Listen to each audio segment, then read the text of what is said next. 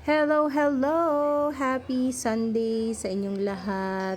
So, konting kwento lang ako ngayong umaga kasi meron akong rare variety na na-pollinate. So, na-crossbreed ko siya last month with Sunset Sky, si Thong Jan. So, napakaliit lang ng inflow niya.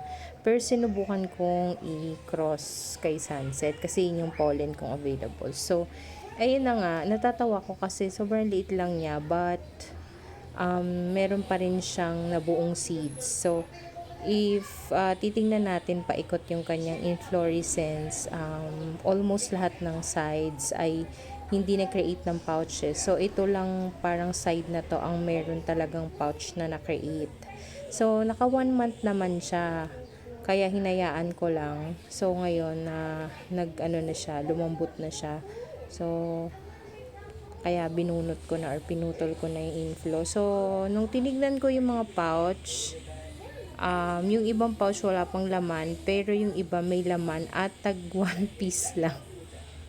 So, isang piraso lang yung laman sa isang pouch. Pero, itong mga pouch na nabuo, ayan, so, parang nakabuo lang ako ng konting-konting seeds dito. Wala pa yatang 10. Pero itatanim ko kasi napaka healthy din ng kanyang seeds. Healthy naman kasi malalaki. So itatanim ko na lang. So pinanindigan niya yung pagka-rare niya. So malay nyo maganda pala yung kinalabasan nila. Abangan natin. So ilang piraso lang to. So hindi na tayo tatapanin ditong itanim. Although meron pa akong na-harvest kahapon, di ko pa natitiris. Ito naman ay seeds ni, I believe, si Pandon. Lookalike ni Morningstar. So, tingnan natin kung madami at anong magiging itsura ng kanyang mga babies. So, yan. Yan lang, guys. So, yung inflorescence niya, wag nyong sayangin as long as rare type yan na variety at magandang possible going mother, you can still try to pollinate and see kung makakabuo ka ng seed. So, ito, nakabuo pa rin siya. Mukhang less than 10 lang talaga. Check ko kung gaano kadami talaga. So, yun lang. And also, since andito na ako, merong nag-ask sa akin paano ba ang gagawin kapag ka nakabuo na ng seeds. So, after nyong kuhanin yung seeds from this sa inyong stock, ayan, malalaglag siya.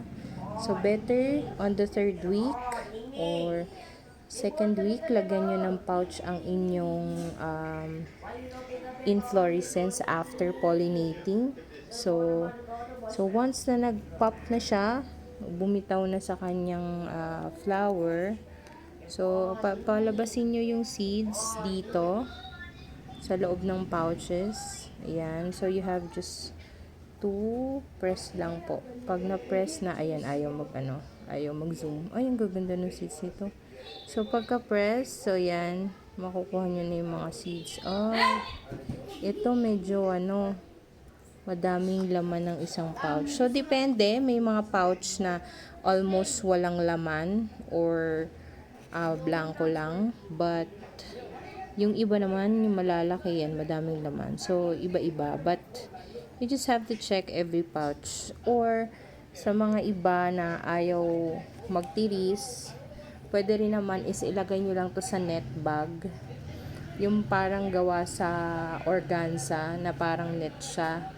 May mga nabibili sa Shopee. Ilagay nyo doon. Tapos, pwedeng puntahan ng langgam. Tapos kakainin ng langgam lahat ng cover. Tapos maiwan na lang yung seeds. Basta make sure lang walang malaking butas yung net na kayang ilabas yung seeds. Kasi pag malaki yung butas ng net, mailalabas ng langgam yung seeds. Pero pag hindi malaki yung butas ng net, ang mangyayari, yung kakainin niya lang yung outer, yung pinaka-pouches.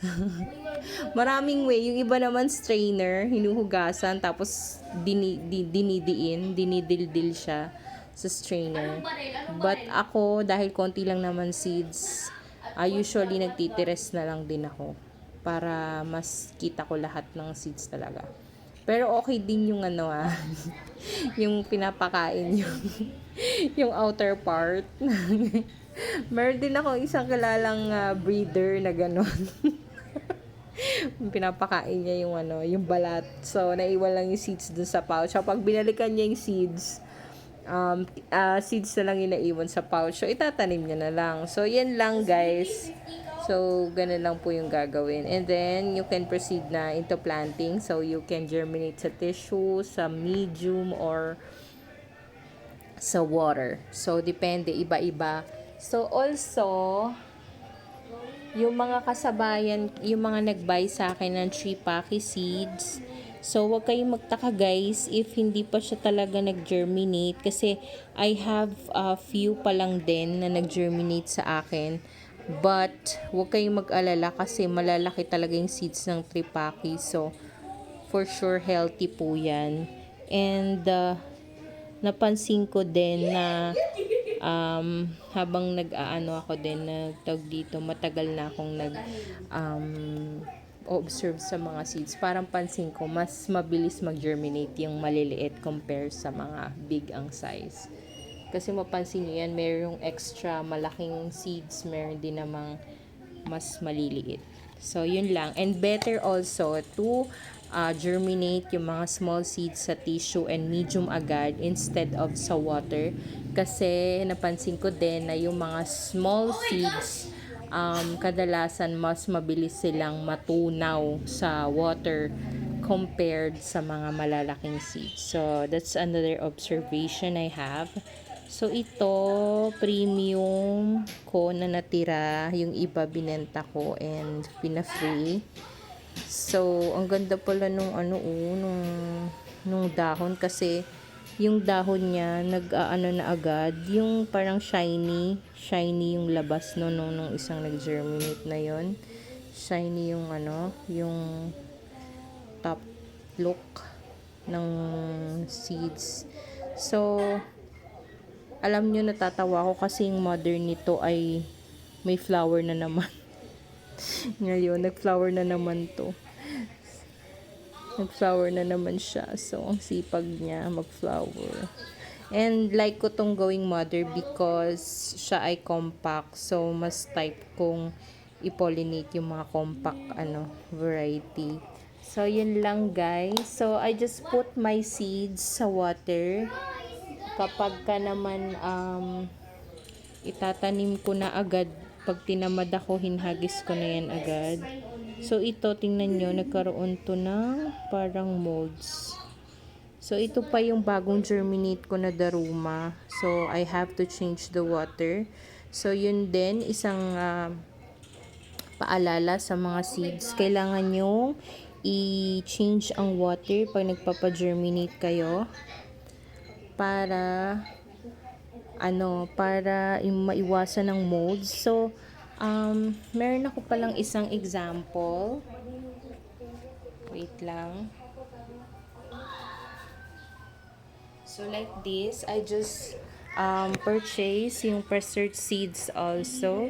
I just did water germination and ang ganda kasi, ang ganda ng dahon. Parang iba variegated na agad. So, ayan kita niyo naman manilaw-nilaw. So, these are seeds na ang mother ay si Seti Dubai. So, mukhang magandang mother si Seti Dubai. Kasi nakita niyo yung isang yan, palaban na agad. So, itatanim ko na rin to today. So, I have deadline for this kasi para ma-make sure natin na. And napakadami nag-germinate sa 50 pieces. So, ayan. So, pag ganyan kayo, nagbili din kayo ng dry seeds, sometimes, hindi 100% mag-germinate yan. And usually, they very mabait naman, generous enough naman sila usually, they give more than the 50 pieces you ordered. Kadalasan sobra yan and hindi ko na nga binibilang pag ganyang mga 50 kasi talagang parang tansya ko na rin naman tignan kung gaano kadami yung 50 pieces. So, ayan. So, ang dami naman nag-germinate. So, sulit na for halagang 650, meron ka ng napakadaming germinated seeds na ganyan, na premium mother. So, tune in para next time makabili kayo ng premium seeds from Prasert Caladium, Thailand, if gusto nyo ring makapurchase sa kanila. So, yun lang guys. Happy morning everyone. Bye po!